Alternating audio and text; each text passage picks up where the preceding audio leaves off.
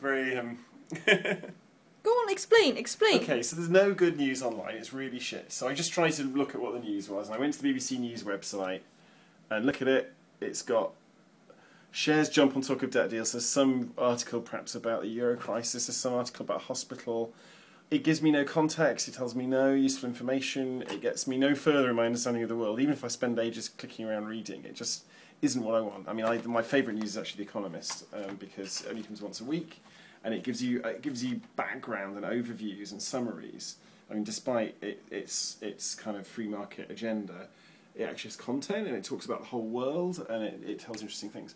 But the news online on the BBC or the Guardian, I go and I get around. Oh, there is a James Murdoch story now. There's also stuff about Somalia and there's stuff about I don't know what the theme is. What's happening? What's overall happening in the world? What actually matters to me? Why are things like this? How can I influence them? It's just like one random story about now. I hate its obsession with now. So the nearest thing I've seen to something that's trying to do news better is Phil Gifford's Today's Guardian. And I don't think it's perfect, but I think it's really interesting.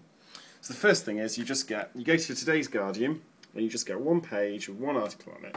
And like when you pick up a newspaper, you can just start reading the article on the front page if it's interesting.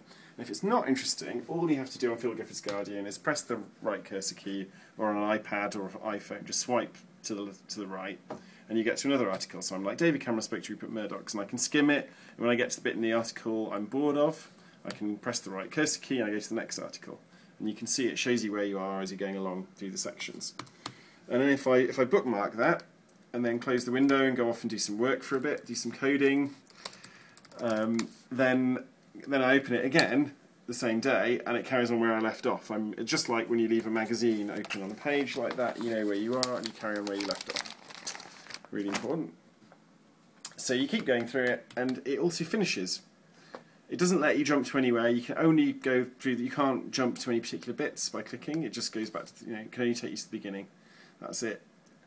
And eventually you'll reach the end of the day, and when you reach the end of the day, that's it. There's no rolling 24-hour news on Today's Guardian. It is just one issue of The Guardian.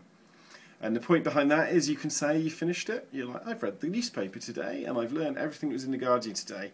And that's like a conceptual hook. I know when I've read The Economist, I've taken in a certain view of the world in the last week, and I finished reading it.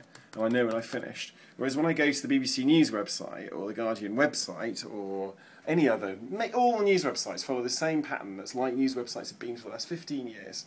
And they've got, you get no completion, you're just in this constant 24-hour churn. You never have a way of accumulating the insights into one combined insight in your mind. There's a lovely blog post that Phil Gifford wrote. If you search for Today's Guardian Phil Gifford, you'll find it. And it talks about what his design criteria were. And like I said, I don't think it's perfect, but I think his criteria are really, really relevant.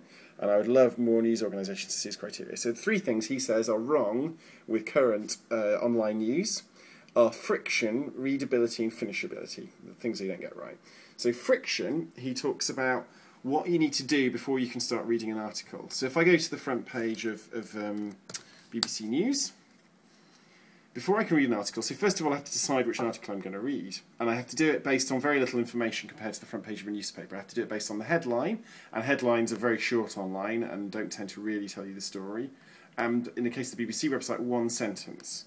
And maybe I can choose these bits, which are really hard to tell how good they're going to be. I can't tell who they're by, I can't tell how long they are, and I have to choose which subject. And then I have to click on it, wait for the page to load, which is pretty fast these days because it's on a good internet connection, but for many people it's very slow. And even then I only get about 3 paragraphs of it, whereas in a newspaper you immediately get the article, it's very present. So by friction, it's about having to make decisions. So you have to make a decision, you have to decide which of these subjects am I going to do, and once you've made it, you're then stuck into that ghetto of that decision. So it kind of, it's very, it makes work for you.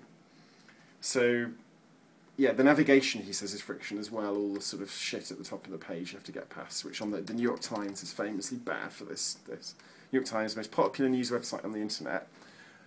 Oh, has it got better? That's interesting. Let me go into an article to see how better it is. It's changed. Yeah, okay, so when you're in an article, imagine you haven't got a massive new modern MacBook Air and you've just got an old computer, so your screen's about that big. Most of the page, like look at this, like literally, you've got a navigation bar, a headline bar, another navigation bar, another navigation, 3 navigation bars. like a search which is hidden off the edge of the screen. You've got a big advert as well. Obviously they have to have an advert, but do they have to have 3 navigation bars and another heading? Like, seriously? So, you know, on many screens you only get the first 3 lines before you have to scroll. And then it kind of jumps around with all these things, making the text wiggle. Really hard to read. Compare it to how easy a newspaper is to read. So friction is his first thing. Sorry, I've gone on to one of his later ones. I'm going to make this window bigger. The second thing he talks about after friction is readability, which is what I was just starting to talk about in the New York Times. So it's about the navigation getting in the way. It's about adverts being intrusive rather than sort of blending with the article. So when I read The Economist, somehow the adverts don't get in the way. They do take up a whole page, but of the actual articles I'm reading, I can just read the article and I'm done. It's laid out over after many decades of care and attention. Newspapers got very good at laying out articles in print, including things like the New York Times and the Guardian. But online, you get this. Where is my New York Times gone? This problem of stuff interfering with your reading. First of all, the gunk at the top. I've got Flash turned off. If I have Flash enabled, I'm going to enable Flash on the site. You've also got these things animating, distracting you, drawing your eye to the animation. Very bad. Makes it, you know, I'm trying to read this article. I'm not actually trying to be distracted by this animation. So this kind of, it's a difficulty. So that's the second one. So we've got friction, readability, and the third one is finishability, which is really important. And this is about knowing when you finish the package. It's like a newspaper, you buy a newspaper, and as Phil describes it, here is what you should know today. Once you've read it, or at the very least flick through it, you know that you know what you need to know today. Whereas online, you never know. Your mind can never close it off and then put its attention to something else. You can never go, I've read the newspaper today, what should I do? I need some more information. Maybe I'll read a book, because someone might have thought more about a book and written it over a year and actually put really, you know, well thought through things in it. That never happens. You just go and you read another news article, you go to Twitter and you read another random article. It's horrid. So finishability. So I would like to see a major newspaper trying to do this, following Phil's recommendations of friction, readability and finishability. And that would be really interesting. And just to give a taste why it might be good, imagine how adverts would work. Because you might go, oh, but it'd be really bad for advertising because I wouldn't have this distracting, flashy advert on the site, so I get less money for adverts. Actually, no. You just intersperse the adverts in the middle of the flow. So when they're going to the next article, you'd have an advert as one of the articles. And if they weren't interested in the advert, they'd press next. So it would be much more like when I'm reading The Economist and I'm going through pages after page, and yeah, there's an advert, and then I go on to the next page. And sometimes I'll read the advert, because I'm focused on reading articles in this particular way.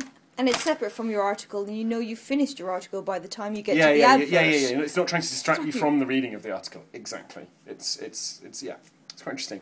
I think there'll be other ways of doing it online that no one's thought of yet, and certainly there'll be other ways of doing it on an iPad that no one's thought of yet. And that'll be really interesting when someone does.